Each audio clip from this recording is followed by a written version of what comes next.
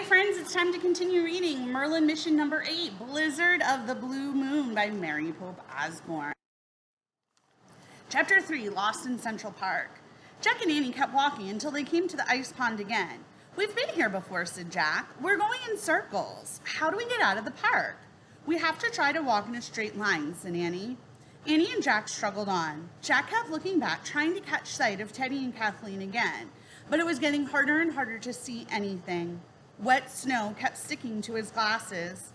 Snow had blown up the sleeves of his jacket, under his neck scarf, and into his mittens. Yikes, said Annie. She grabbed Jack's arm. Look! A huge wolf-like dog stood on a ledge above them, his mouth open. Whoa, said Jack. The dog didn't move. He stood perfectly still. Annie laughed. Oh, he's a statue, she said. She ran to a plaque under the dog statue, brushed off the snow, and shouted to Jack. His name is Balto. In 1925, he carried medicine 600 miles through a blizzard in Alaska. That's really great, said Jack, but how do we get out of the park? Well, if we follow this path, it's bound to lead somewhere, said Annie. Jack followed Annie up a wide path. They walked and walked, passing a snow-covered outdoor stage and a fountain with the statue of an angel. Raising her outspread wings, the angel seemed about to fly away.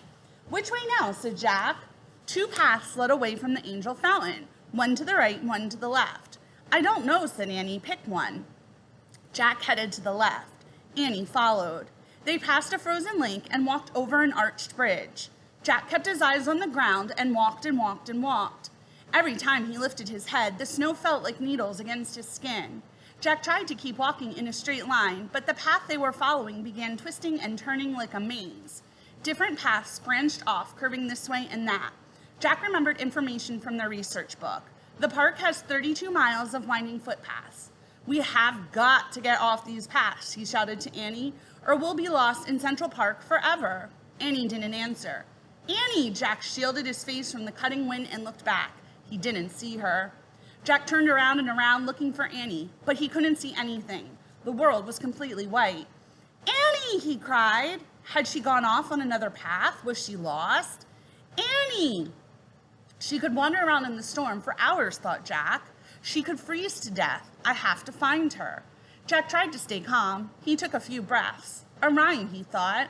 He couldn't remember which magic rhymes were left. He struggled to unbuckle his briefcase. His fingers felt frozen.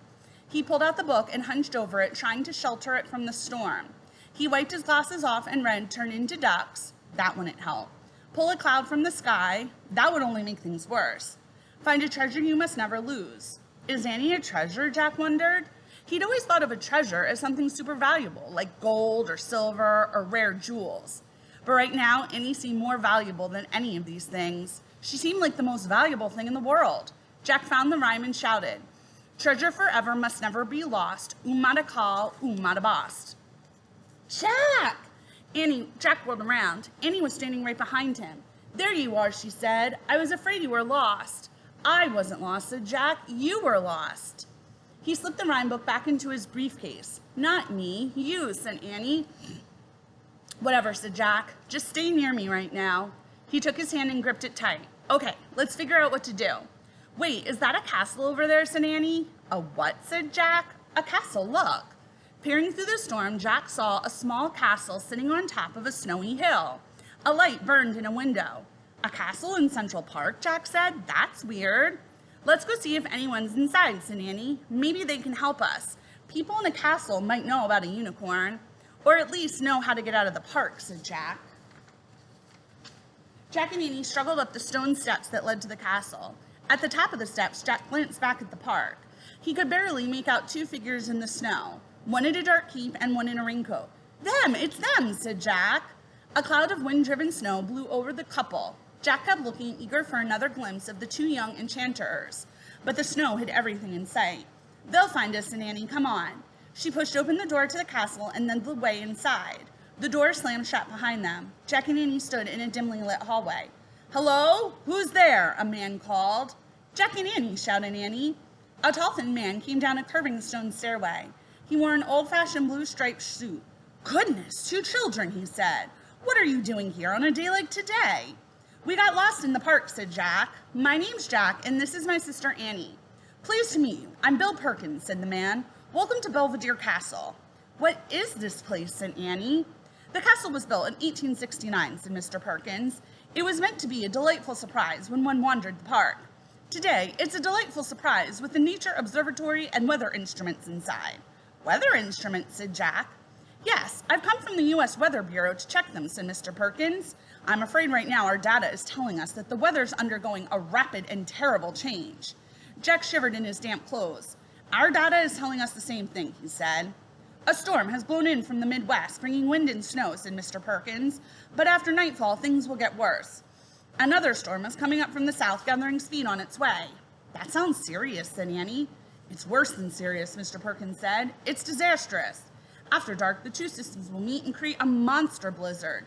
It could be the worst in New York's history, even worse than the blizzard of '88. Jack caught his breath. Poor New York, said Annie. Yes, it's the last thing our great city needs during these hard times, said Mr. Perkins, shaking his head. Excuse me, but I have a question, said Annie. Do you know if there's a full moon tonight? Well, yes, there is, said Mr. Perkins. You won't see it, though, not through these storm clouds. Actually, it'll be the second full moon this month. A blue moon, said Annie. You're exactly right. A blue moon indeed, said Mr. Perkins. I have another question, said Annie. Do you know where we can find, any unusual animals, Jack interrupted, on public display somewhere in New York City?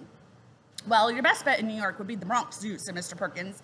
They display all kinds of animals from all over the world. Great, said Annie. How do we get there? What? You can't go to the zoo today, said Mr. Perkins. Not in this storm. No, of course not, Jack said quickly. But if we ever decide to go to the zoo in the future, how would we get there? Well, the best way would be to take the West Side IRT, said Mr. Perkins. What's that, said Jack. A subway line that runs up the West Side, said Mr. Perkins. The number 2 train on that line will take you to the Bronx Zoo. Oh, great, thanks for everything, said Jack. We'd better get going now. He and Annie started toward the door. Wait, there's a telephone upstairs. Let me ring up your parents. Perhaps they can come to get you, said Mr. Perkins. Well, said Annie, we haven't lived here very long and we don't have a telephone yet. She's right, said Jack, but it's not far to where we live. We just need to get out of the park to the street. To the west side, said Annie. Yeah, the west side, said Jack. Can you tell us how to get there from here? Certainly. Mr. Perkins opened the door. Wind and snow blasted inside as he pointed to the right. Cross the terrace and then walk down the stairs to a path. That path will take you out of the park to 81st Street, he said. Hurry home now. We will, said Jack. Thanks a lot, Mr. Perkins, said Annie. And she and Jack headed back out into the blizzard.